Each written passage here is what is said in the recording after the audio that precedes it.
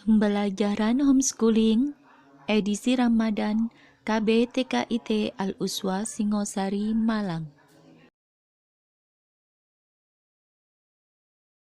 Assalamualaikum warahmatullahi wabarakatuh. Bagaimana kabar teman-teman hari ini? Semoga sehat semua ya dan tetap semangat untuk berpuasa.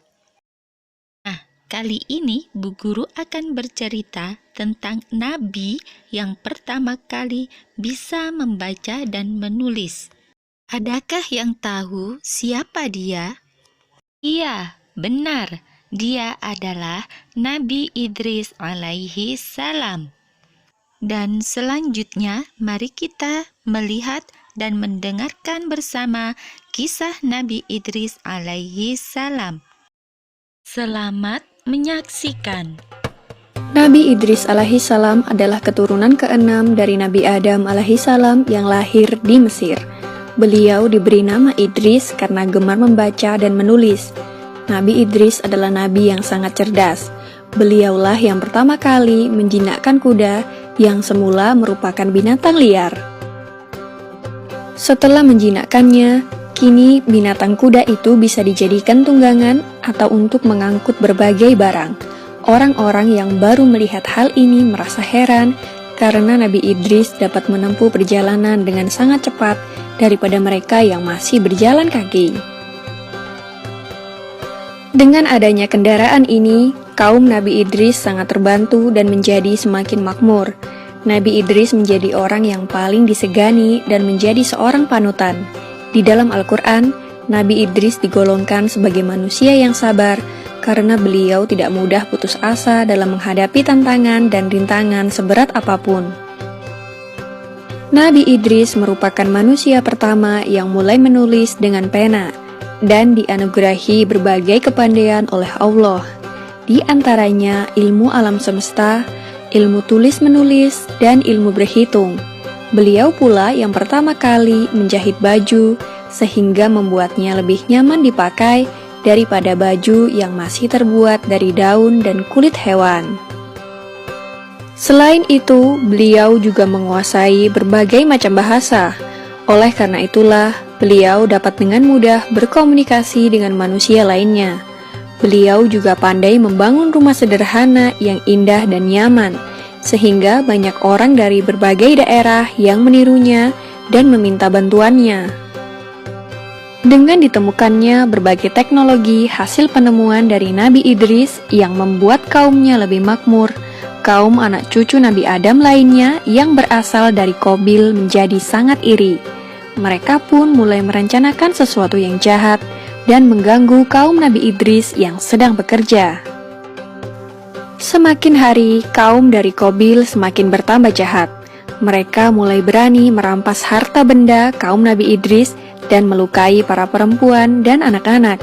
Jumlah mereka pun juga semakin bertambah banyak, karena orang-orang yang tidak mau bekerja ikut menjadi golongan dari kaum keturunan Qabil. Karena kejahatan kaum keturunan Qabil semakin meresahkan, para penduduk pun mulai melaporkan berbagai kejadian itu kepada Nabi Idris. Nabi Idris lalu pergi menuju sebuah bukit dan memohon pertolongan kepada Allah Subhanahu wa Ta'ala. Pada usia 82 tahun itulah, Nabi Idris diangkat menjadi seorang rasul untuk memberikan peringatan kepada seluruh umat manusia. Maka Nabi Idris dengan segera melaksanakan tugasnya sebagai rasul dan memberikan peringatan kepada kaum keturunan Qabil untuk kembali ke jalan yang benar. Nabi Idris berkata kepada mereka, "Hai saudaraku, berhentilah mengerjakan perbuatan jahat dan mungkar. Ikutilah jalan kebenaran seperti yang diajarkan Nabi Adam." Namun setelah diperingatkan oleh Nabi Idris, kaum keturunan Qabil malah menjadi sangat marah. Mereka malah menantang Nabi Idris untuk berperang. Maka Nabi Idris dan para pengikutnya mulai membuat berbagai peralatan perang dan membuat benteng pertahanan guna menahan serangan kaum keturunan Qabil. Akhirnya peperangan pun terjadi. Selain menjadi seorang nabi dan rasul, Nabi Idris juga merupakan seorang panglima perang. Beliau berperang dengan gagah dan berani sehingga mendapatkan julukan Asadul Usud yang berarti singa dari segala singa karena tidak pernah berputus asa dalam menjalankan tugasnya untuk memerangi kejahatan. Nabi Idris adalah ahli strategi yang sangat pintar, sehingga beliau dan pasukannya selalu dapat memenangkan berbagai pertempuran.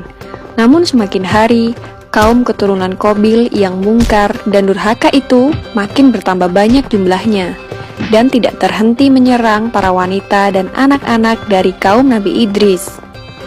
Maka Allah Subhanahu wa Ta'ala memerintahkan Nabi Idris beserta kaumnya untuk berhijrah dan meninggalkan negerinya untuk menuju tempat yang lebih aman. Demikianlah kisah Nabi Idris alaihissalam yang tiada henti berperang dengan kaum keturunan Qabil. Nama Nabi Idris diabadikan di dalam Al-Quran dalam surat Maryam ayat 56 dan 57. Semoga kisah ini dapat mempertebal iman kita kepada para nabi dan rasul Allah Subhanahu wa Ta'ala. Amin ya rabbal alamin.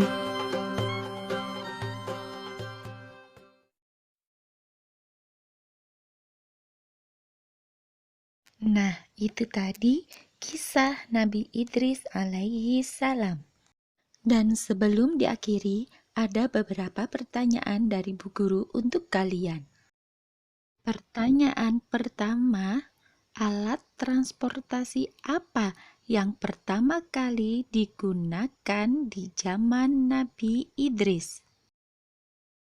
Pertanyaan kedua, siapakah yang pertama kali bisa membaca, menulis, membuat pena, dan membuat baju? Pertanyaan ketiga, julukan apa atau panggilan apa untuk Nabi Idris ketika di medan perang?